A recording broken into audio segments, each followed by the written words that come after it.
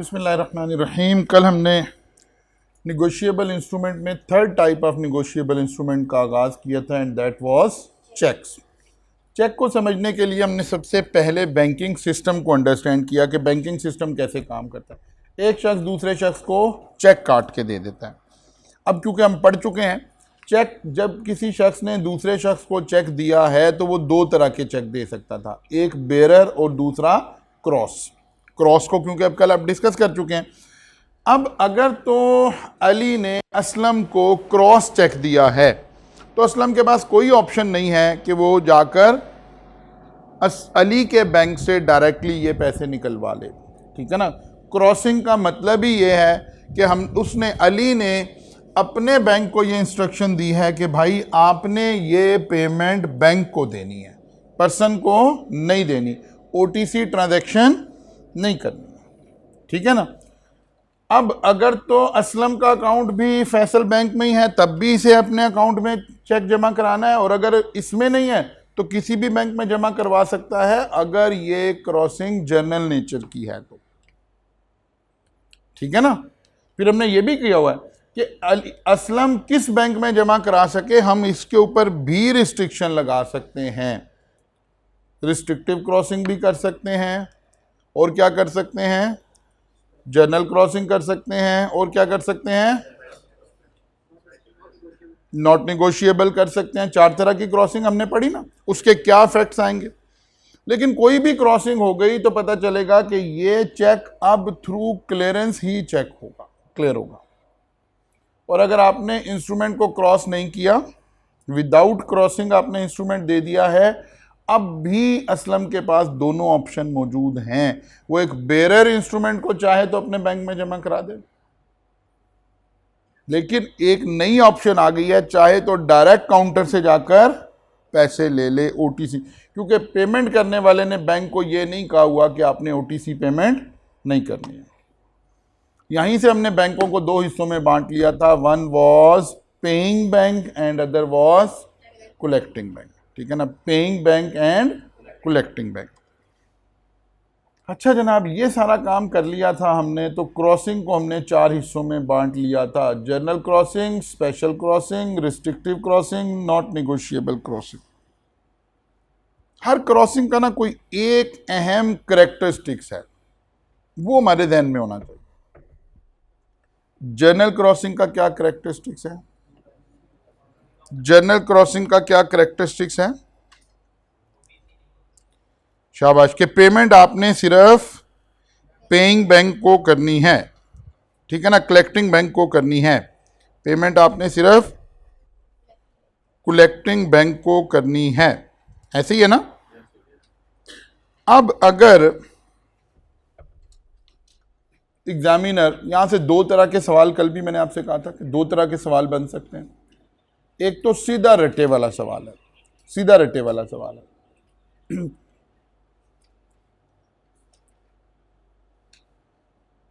कि general crossing होती क्या है और उसका इफेक्ट क्या है, ठीक है ना। होती क्या है का मतलब क्या है, कैसे की जाएगी, ठीक है ना। होती क्या है का मतलब क्या है, कैसे की जाएगी, इसका मेथड क्या है हमारे पास। बच्चे बाहर से उसको इलियास को भेज दो, उसे को मेरी बोतल दे जाए पानी, या नीचे रख गए। अच्छा फिर ठीक। अच्छा जी, मेथड क्या है, दो पैरेलल लाइन लगा दी जाए लेफ्ट टॉप कॉर्नर पे, ठीक है ना। इफेक्ट क्या है, अब पेमेंट ओटीसी नहीं हो सकेगी, ये इसका मेन कैरेक्टर है। तो अगर कहता है ना, ये एक बंदा दूसरे बंदे को पेमेंट करना चाहता है और वो ये चाह रहा है कि जी ओटीसी ट्रांजैक्शन ना हो, तो हम रिकमेंड करें क्या करें, तो हम जनरल क्रॉसिंग ही रिकमेंड करेंगे। हालांकि इन सब में भी यही हो रहा है, ठीक है ना। हमें डिस्टिंक्टिव फीचर पता होना चाहिए कि ये काम बेसिकली कहां से हो जाएगा, ठीक है ना। फिर स्पेशल क्रॉसिंग हमने कहा, उसने कहा जी वो चाहता है कि एक स्पेसिफिक बैंक में ही पेमेंट जा सके। एमसीबी बैंक में ही पेमेंट करनी है, मीज़ान बैंक में ही पेमेंट करनी है, पेमेंट सिर्फ मीज़ान बैंक को ही मिले। अब ये काम जनरल क्रॉसिंग से नहीं होगा। जनरल क्रॉसिंग से तो किसी भी बैंक में पेमेंट मिल जाएगी, ठीक है ना। अगर आप कलेक्टिंग बैंक फिक्स करना चाहते हैं तो आपके पास ऑप्शन क्या है, स्पेशल क्रॉसिंग, कलेक्टिंग बैंक। अगर आप कलेक्टिंग बैंक यानी कोई भी बैंक हो, यानी आप चाहते हैं ओटीसी ना हो, तो फिर जनरल क्रॉसिंग। आप चाहते हैं कलेक्टिंग बैंक स्पेसिफिक हो तो स्पेशल क्रॉसिंग। आप चाहते हैं कि बंदा स्पेसिफिक हो, पर्सन स्पेसिफिक हो, तो रिस्ट्रिक्टिव क्रॉसिंग। आप चाहते हैं कि इस इंस्ट्रूमेंट में से ये जो निगोशिएबल का कैरेक्टरिस्टिक्स है ये विड्रॉ हो जाए, यानी अगर ये चोरी का इंस्ट्रूमेंट हो तो पेमेंट रिसीव करने वाला भी चोरी ही कहलाए, तो फिर नॉट निगोशिएबल क्रॉसिंग करें। इसमें हमने बैंक का कोई जिक्र नहीं हुआ, ठीक है ना, बैंक का कोई जिक्र। हाँ, इन सारों में बैंक आ गया कि अब जानी पेमेंट बैंक को ही है, ठीक है ना, जानी पेमेंट बैंक को ही है। तो सबसे पहले हमें क्रॉसिंग का पता है, क्रॉसिंग का मतलब क्या है। A check is said to be cross when it bear across its face two parallel transverse line which are usually drawn on the left hand top corner.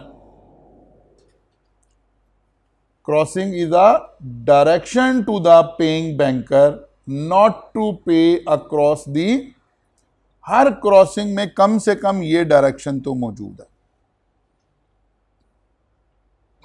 Her crossing में कम से कम ये डायरेक्शन मौजूद है, क्या, नॉट टू पे और cross the counter, यानी OTC transaction नहीं करनी है आपने डायरेक्ट पेमेंट नहीं करनी है। किस, फिर क्या करना है, वो टाइप ऑफ क्रॉसिंग बताएगी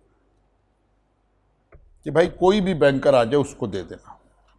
मैं कहा नहीं, कोई भी नहीं, जो बैंकर का नाम मैंने ऊपर लिखा है मीज़ान बैंक, जेएस बैंक, उसी को पेमेंट करनी है। नहीं, बैंकर कोई भी आ जाए लेकिन बंदा यही होना चाहिए।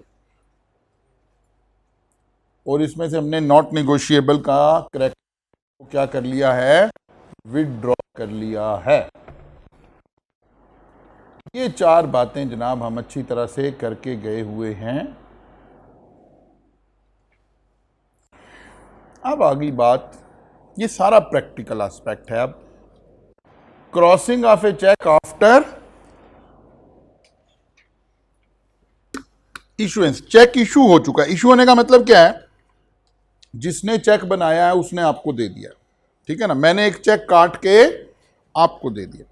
नॉर्मली जो क्रॉसिंग का करैक्टर है वो मेरे साथ जुड़ा है, पेयर के साथ जुड़ा है। मैं अपने बैंकर को इंस्ट्रक्शन दे रहा हूं कि भाई जो पेमेंट का डॉक्यूमेंट मैं भेज रहा हूं तुमने पेमेंट कैसे करनी है। नॉर्मली ये करैक्टर मेरे साथ जुड़ा है ना, मैं उस बैंक का कस्टमर हूं, मैं मीज़ान बैंक का कस्टमर हूं, मैं मीज़ान बैंक को इंस्ट्रक्शन दे सकता हूं। तो सवाल ये पैदा हो, मैंने आपको एक चेक दिया, क्या जब ये चेक आपके पास आ गया आप फिर इंस्ट्रक्शन दे सकते हैं? तो इसलिए लफ्ज क्या लिखा, crossing of cheque after issue. मैंने चेक आपको दे दिया। A crossing authorised by the act is a material part of a cheque. It means that it is unlawful for any person to obliterate, का मतलब होता है खत्म करना, डिलीट करना, एडिट करना, और ऐड और alter crossing except as authorise under the. वो कहते हैं जो चेक है ना उसके ऊपर कोई कटिंग करना अलाउड नहीं है, सिवाय इस, बल्कि ये कहिए कि चेक पे कुछ भी करना अलाउड नहीं है सिवाय इसके जो बातें अलाउ कर दी जाएं। जैसे हमने कहा था कि क्रॉसिंग इटसेल्फ अलाउड ना होती अगर ये मेथड ना, यानी चेक के ऊपर लाइन लगाना तो अलाउड नहीं है, चेक के ऊपर तो अपना नाम लिखना अलाउड नहीं है, ठीक है ना, सिवाय इसके जहां अलाउड है। वो कहते हैं फिर क्या होगा, अ चेक में B crossed after it's issue in the following manner. Issue का मतलब है मैंने चेक देना था, मेरे पास तो ऑप्शन है ही है ना, शुरू में मैंने चेक आपको दे दिया, अब आपके पास क्या ऑप्शन आई हैं। वो कहता है वेयर चेक इज अनक्रॉस, मैंने क्या किया, आपको बेरर चेक दे दिया। अनक्रॉस का मतलब क्या हुआ, बेरर चेक हो गया, कोई क्रॉसिंग नहीं है। मैंने आपको चेक बेरर, वो भी मैंने एग्जांपल में आपको कहा था कि इस बंदे के पास दो ऑप्शन है, चाहे तो ओटीसी पे जाके पैसे ले ले, चाहे तो अभी भी अपने अकाउंट में चेक जमा। अकाउंट में चेक कब जमा होगा, क्रॉस होके। इसका मतलब है मैं खुद ही क्रॉस कर लूं, ठीक है ना, मैं खुद ही क्रॉस कर लूं। द होल्डर में क्रॉस इट जर्नली और स्पेशली। जर्नली का मतलब है मैं खाली दो लाइनें लगाऊं, स्पेशली का मतलब है किसी बैंक का नाम भी उन लाइनों के दरमियान में लिख दूं। अब जरा एक जुमला सुन लें, क्रॉसिंग एक रिस्ट्रिक्शन है, क्रॉसिंग एक रिस्ट्रिक्शन है, किसको, पेइंग बैंक को। क्रॉसिंग एक रिस्ट्रिक्शन है, किसको, पेइंग बैंक को। कोई भी शख्स जो होल्डर है वो रिस्ट्रिक्शन ऐड कर सकता है, रिमूव नहीं कर सकता। मैंने आपको चेक दिया, इस पर कोई रिस्ट्रिक्शन नहीं थी, आपने ऐड कर दी, बैंक का नाम लिख दिया, रिस्ट्रिक्शन ऐड हो रही है।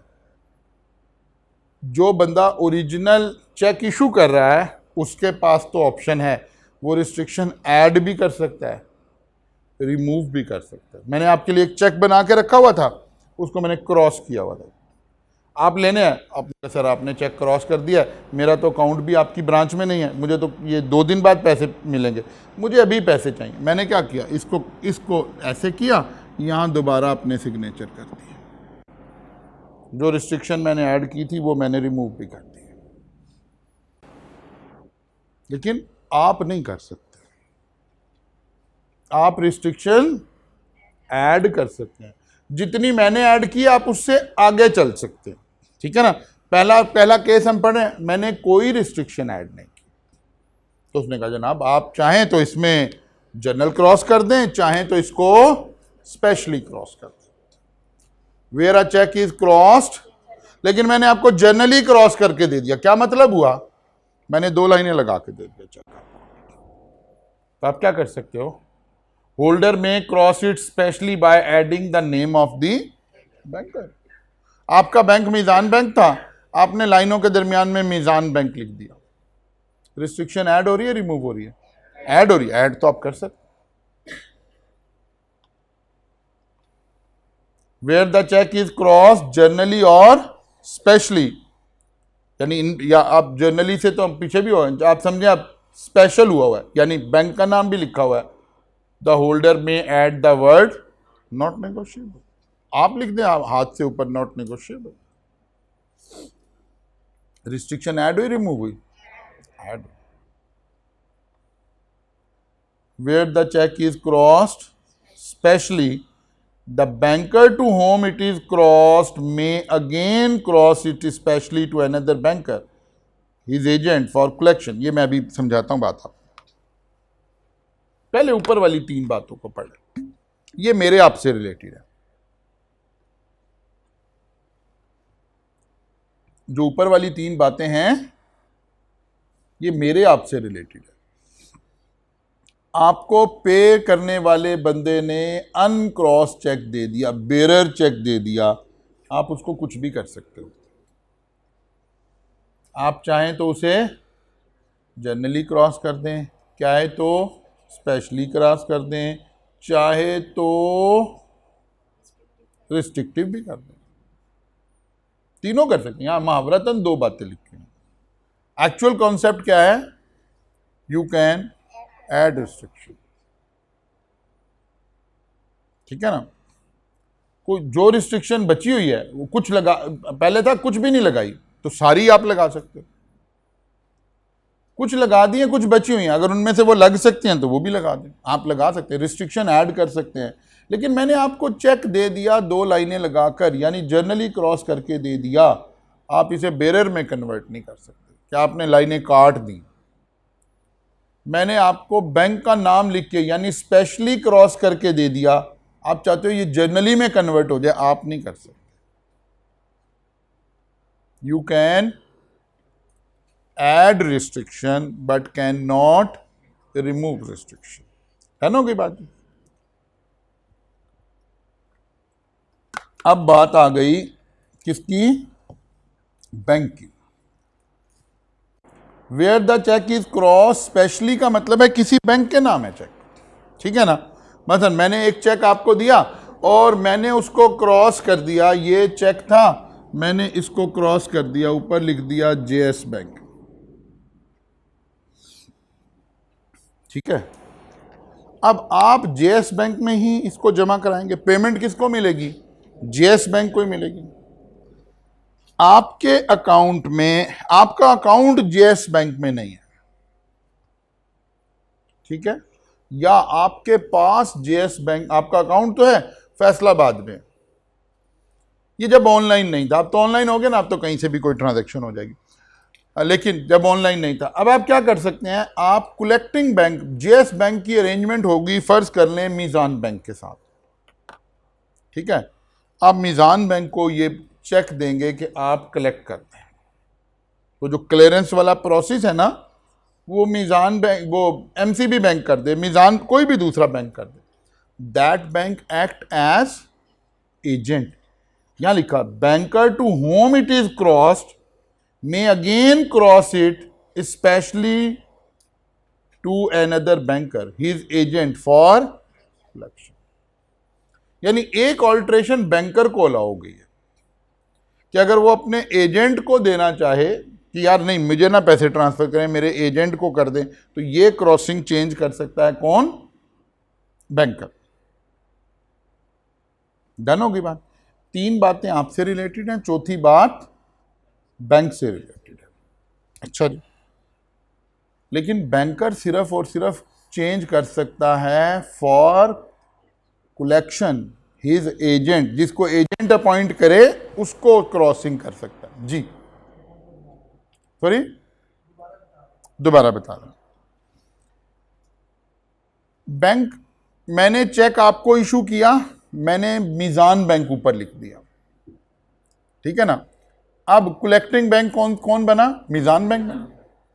लेकिन आपने ये चेक फैसल बैंक में जमा करा दिया, और मीज़ान बैंक का फैसल बैंक से अरेंजमेंट है कि यार अगर मेरा चेक आएगा तो you will act as a agent.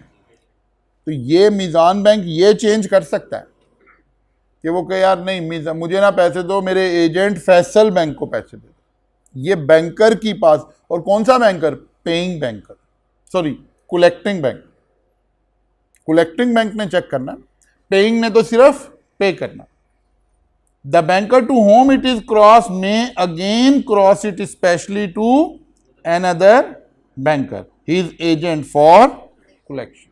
अच्छा जी, इसी बात को अगर हम देखें तो दो लोगों का जिक्र आ रहा है, एक होल्डर का जिक्र आ रहा है, जो मैं अभी कह रहा था, तीन बातों का जिक्र आपका है। अगर अनक्रॉस है तो क्या करना है, क्रॉस है तो क्या करना है, जनरली क्रॉस है तो क्या, आपका जिक्र है, और दूसरा बैंकर का जिक्र है। जस्ट अंडरस्टैंड करने के लिए, बात तो वही लिखी हुई है। तो दो बातों का जिक्र हो रहा है, दो लोग ऑल्ट्रेशन कर सकते हैं, कब? चेक इशू होने के बाद। चेक इशू होने के बाद दो लोग ऑथराइज हैं, एक होल्डर, होल्डर क्या कर सकता है? रिस्ट्रिक्शन ऐड कर सकता है। बैंकर क्या कर सकता है? अपना एजेंट अपॉइंट करके उसे ऑथराइज कर सकता है कि आप कलेक्ट कर। ठीक होगी बात जी? अच्छा जी, नाउ पेमेंट इन ड्यू, ये वही वाली बात है, लेकिन चेक में जरा इसको दोबारा लिख रहे हैं। Payment which is made to the holder of the instrument in good faith without negligence on or after maturity। वो कहता है अगर पेइंग बैंकर किसी बंदे को पैसे दे दे, पेइंग बैंकर किसी बंदे को पैसे दे, तो अगर उसने किसी गलत बंदे को पैसे दे दिए तो क्या बैंकर गुनाहगार है? अब ये असल में जो पेइंग, दो बैंक के हमने यहाँ पे राइट्स पढ़ने हैं, एक पेइंग बैंक को कुछ प्रोटेक्शन देनी है, एक कलेक्टिंग बैंक को कुछ प्रोटेक्शन देनी है। तो इसके लिए एक कॉन्सेप्ट लाया, पेमेंट इन ड्यू कोर्स, यानी अगर बैंक वाला पेमेंट करते हुए, जाहिर है जो पेइंग बैंक है वही पेमेंट कर रहा है ना, इन 3 बातों का ख्याल करें। Number 1, holder of the instrument को पे करे, जिसके पास इंस्ट्रूमेंट है उसको दे पैसे। नंबर 2, इन गुड फेथ का मतलब है इसे ना पता हो कि चेक चोरी का है। एंड विदाउट नेग्लिजेंस, नेग्लिजेंस का क्या मतलब है, चेक के ऊपर कुछ पर्टिकुलर्स लिखे हुए हैं ना, मसलन आपके साइन टैली होने चाहिए थे, मेरे साइन ही नहीं है, किसी ने मिलते जुलते साइन किया उसने पेमेंट कर दी, नहीं, ये नेग्लिजेंस है। जो बंदा बैंकर बैठा है वो इस इल्म वाला बंदा बैठा है, he can tally the sign, वो साइन के इस इल्म को जानता है। ठीक है, अगर मेरे साइन मेरे नहीं थे या टैली नहीं थे, उसको चेक की पेमेंट नहीं करनी चाहिए थी। चेक अगर फटा हुआ था उसको पेमेंट नहीं करनी चाहिए थी। चेक पे कहीं कटिंग हुई थी उसे पेमेंट नहीं करनी चाहिए थी। चेक की अभी डेट ही नहीं आई है उसे पेमेंट नहीं करनी चाहिए थी। वर्ड्स में कुछ लिखा हुआ है, डिजिट्स में कुछ लिखा हुआ है, उसे पेमेंट नहीं करनी। इसको क्या कह रहा है लॉ, नेग्लिजेंस। यानी पेमेंट करते वक्त जिन बातों का ख्याल रखना जरूरी है, या मेरे अकाउंट में पैसे ही नहीं थे फिर उसने पेमेंट कर दी, नेग्लिजेंस। तो फौरन शक पड़ गया कि अच्छा इसने ऐसा क्यों किया, लगता है ये इन्वॉल्व है बीच में। तो कहते नहीं, पेमेंट कब हो, नंबर 1 इन गुड फेथ हो, विदाउट नेग्लिजेंस हो, ऑन और आफ्टर मेच्योरिटी हो। मैंने 30 जून का चेक दिया हुआ है और इसे कोई बैंकर आज ही कैश कर दे कि यार कल 30 जून को तो बैंक बंद होगा, मैं आज ही पैसे दे देता हूँ, नहीं, उसे चाहिए था 1 जुलाई को क्लियर करे कि यार 1 जुलाई को तो बैंक बंद है। कहता कोई बात नहीं, अब 2 जुलाई को आए। लेकिन अगर उसने आज पेमेंट कर दिया तो उसकी कोई इन्वॉल्वमेंट शो हो रही है ना। लॉ कहता ये नहीं होनी चाहिए। 3 बातें आपकी अगर पूरी हो रही हैं तो इसको हम कह रहे हैं कि ये payment in due course. Payment in due course का मतलब है ठीक पेमेंट हुई है।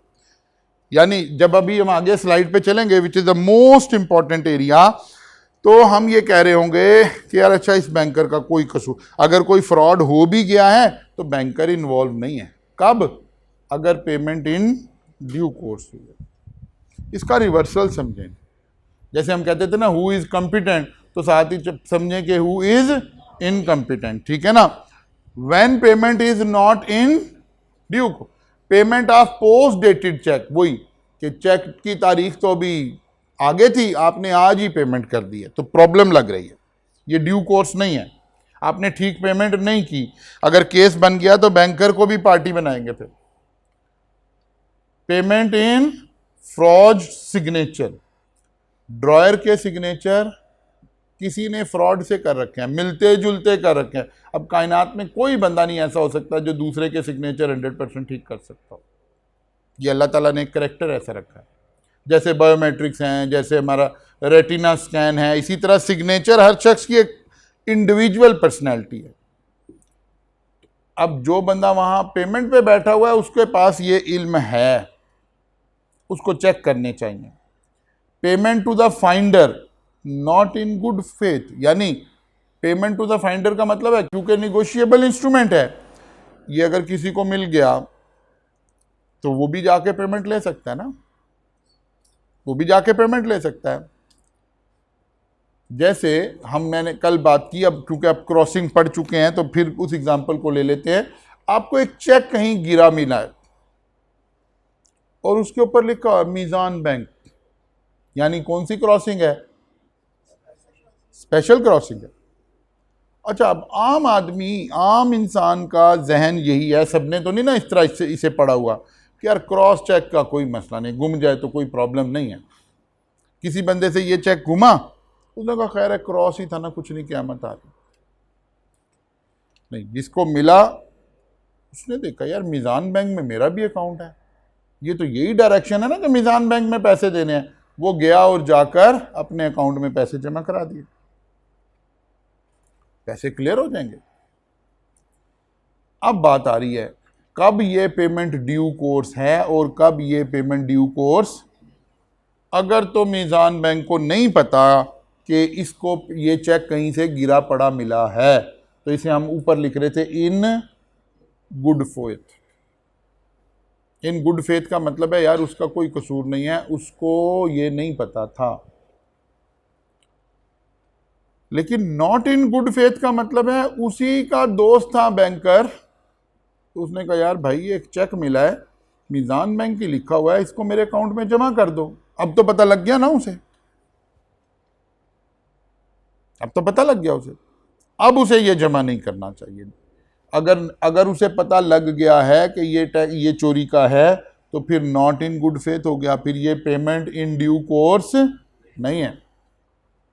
अब बैंकर इन्वॉल्व हो गया, अब बैंकर के ऊपर भी केस चलेगा अगर केस बनेगा तो। इन गुड फेथ विद नेग्लिजेंस, ये तो नहीं पता था कि चोरी का है, लेकिन ये नेग्लिजेंस जरूर हुई है कि चेक फटा हुआ था और हमने उसको क्लियर कर दिया। ये नेग्लिजेंस जरूर हुई है कि चेक के ऊपर थोड़ी सी कटिंग थी और हमने क्लियर। चेक के ऊपर कटिंग ना हो, आप सिग्नेचर करते करते फिगर लिखते लिखते रुक जाए ना जरा सा, आप ये साइन कर रहे हैं और आप यहां ऐसे रुके और फिर आपने साइन मुकम्मल, ये भी ट्रेस कर लेता है बैंकर कि ये साइन फ्लो में नहीं हुआ है, इसे भी डिसऑनर कर देता है वो चेक।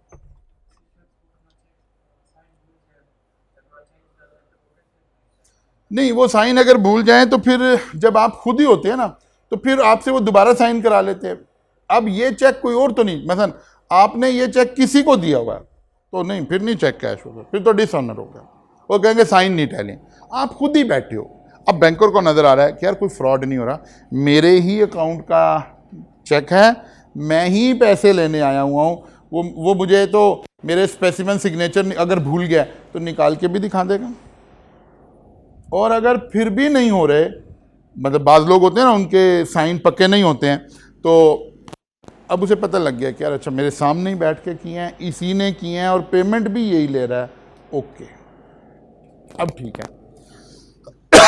लेकिन आपने किसी को चेक कैश किया हुआ, मसलन अगर आप कभी ऐसे देखें ना, ऑनलाइन बैंकिंग में अगर आपका चेक जाए ना तो डिसऑनर ज़्यादा होता है अगर किसी के साइन पक्के नहीं है तो, और अगर ब्रांच में जाए ना तो ब्रांच वाले यूज टू भी होते हैं, वो पता होता है चेहरा इसके साइनों में इतनी की वेरिएशन आती है, लेकिन ये गुड फेथ में कर रहा हो तो ठीक है।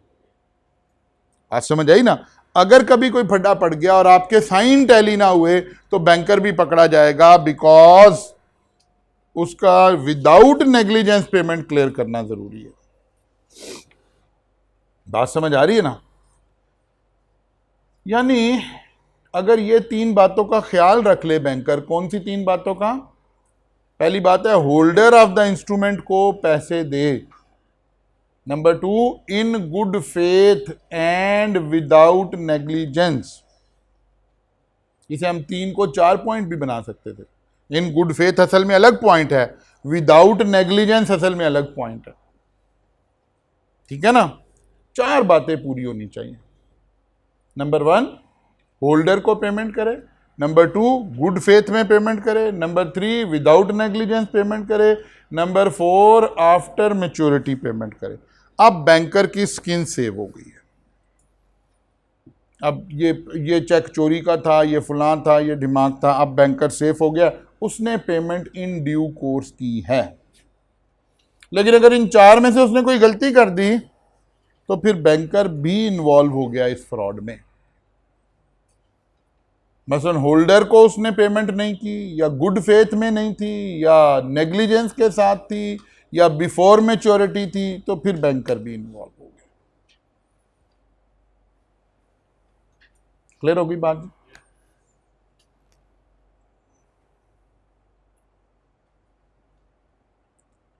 एक लफ्ज हमने इस्तेमाल किया पीछे भी, यहां चेक में जरा इसको दोबारा लिखने लगे, that is endorsement. When holder of an instrument sign it on face or back or attach slip, हम ये पढ़ा है ना तीनों चीजों पर। जब तक जगह है चेक पर तो चेक की फेस पर ही आप साइन कर सकते हैं, फिर बैक पर कर सकते हैं, और अगर ये सारी जगह कवर हो गई है तो पेपर अटैच करके काम कर लें। For the purpose of negotiation endorsement can be blank and full. वही पिछले वाली बातों को जरा यहाँ essentials of a valid endorsement. Endorsement होती कैसे है? साइन करके या अगले का नाम लिख के या बगैर नाम लिख के। नाम लिख देंगे तो फुल, और अगर नाम नहीं लिखेंगे तो ब्लैंक। अगर आपने एंडोर्समेंट की ब्लैंक तो चेक बन गया बेरर, इंस्ट्रूमेंट हो गया बेरर, और अगर फुल की है तो अभी भी ऑर्डर ही है। It must be on instrument itself और एलॉन्ज। एलॉन्ज उस पेपर को कहते हैं जो हमने साथ अटैच किया। It must be sign by endorser for negotiation. Endorsement must be for the entire instrument. यानी ऐसे नहीं कर सकते, मेरे पास एक चेक आया 2 लाख रुपए का, अब मैंने 2 लोगों के पैसे देने थे, एक असलम के एक कामरान के। मैंने कहा यार 1,25,000 असलम को दे दो और बाकी के 75,000 कामरान को दे दो। ये इंस्ट्रक्शन नहीं दी जा सकती। It should be for the whole amount. It should be for the whole amount. Endorsement must be for entire instrument. या आप कह जी आधे पैसे इसे दे दो आधे मुझे दे दो, ऐसे नहीं हो सकता। या एंडोर्समेंट पूरे इंस्ट्रूमेंट की होगी या फिर नहीं होगी। Endorsement must be for single endorsing, पूरी अमाउंट की होगी और एक बंदे को होगी। It must be completed by delivery, और जैसे ही आप उसको डिलीवर कर देंगे उसी वक्त एंडोर्समेंट का प्रोसेस क्या हो जाएगा? कंप्लीट हो जाएगा। What are the essentials of a valid endorsement? Number 1, it must be on the instrument itself और a launch, paper attached. It must be signed by endorser. अब 2 लफ्ज़ हो गए, एक एंडोर्सर बन गया और सामने वाला एंडोर्सी बन गया, ठीक है ना। Endorsement must be for the entire instrument, आधे पैसे नहीं, ऐसे नहीं। Endorsement must be for single endorsee, नहीं पैसे मैं एंडोर्समेंट पूरों की कर रहा हूं लेकिन 2 में बांट रहा हूं, आधे असलम को आधे अकरम को, नहीं ऐसे भी नहीं हो सकता। It must be completed by delivery, और जैसे ही इंस्ट्रूमेंट दे दें इट मस्ट बी कंप्लीटेड। आज आपकी असेसमेंट भी है। चले आज वैसे तो आप पढ़ ही नहीं रहे होंगे असेसमेंट के लिए, लेकिन हम फर्ज कर लेते हैं कि अगर आप असेसमेंट के लिए पढ़ भी रहे थे तो कल आपको संडे का दिन मिलेगा। एट लीस्ट मिनिमम लेवल की अब मैं बात कर रहा हूं, एट लीस्ट चेक से इसको पढ़ना शुरू कर दें फौरन, चेक से इसको फौरन पढ़ना शुरू कर दें। अब जब हम कल आएंगे ना मंडे को तो इसमें 1-2 और टेक्निकल बातें आ जाएंगी। हालांकि छोटी छोटी बातें, इसमें कोई ऐसी प्रॉब्लम नहीं है, लेकिन क्योंकि बहरहाल ये एक टेक्निकल एरिया है, बच्चा यहाँ पर एंड में जाके कंफ्यूज हो जाता है, साथ साथ पढ़ता नहीं है, एंड में जाके कंफ्यूज हो जाता है। Promissory note, bill of exchange जब रटा लगाएंगे लग जाएगा, 5 मिनट का काम है। लेकिन यहाँ थोड़ी थोड़ी सी बात प्रैक्टिकल एस्पेक्ट है, और वैसे तो आई कैप में कुछ भी पूछा जा सकता है, लेकिन क्योंकि रियल लाइफ में चेक ही इस्तेमाल होता है तो एग्जामिनर का ज़्यादा फोकस इस एरिया में ही होता है। तो परसों जब हम आएंगे मंडे को तो हमारी सारी बहस इसी पर चलनी है जो अभी हमने लास्ट बात पढ़ी है ना, कि पेमेंट इन ड्यू कोर्स है या नहीं है, पेमेंट इन ड्यू कोर्स है या नहीं है, इसके ऊपर गुफ्तगू होनी है। इसलिए इन दोनों तीनों बातों को ज़रा अच्छा सा समझ कर आएँ ताकि आपको ये बातें क्लियर हो जाएं। ठीक है, परसों मुलाकात होगी इंशाअल्लाह।